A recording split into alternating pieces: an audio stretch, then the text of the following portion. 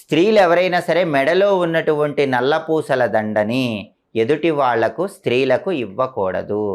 వాళ్ళ నల్లపూసల గొలుసు వాళ్ళే ధరించాలి. కాబట్టి కుంకుమ భరిణ, కాటుక పెట్టుకునేటటువంటి భరిణ, గాజులు, పువ్వులు, నల్లపూసలు ఈ 5 మాత్రం ప్రతి స్త్రీ తన వరకు ప్రత్యేకంగా ఉంచుకోవాలి. లేకపోతే లక్ష్మీ కటాక్షం తగ్గిపోతుంది.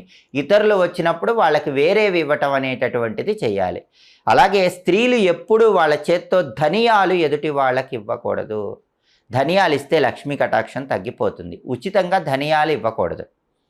అలాగే ఉచితంగా ధనియాలు తీసుకోకూడదు.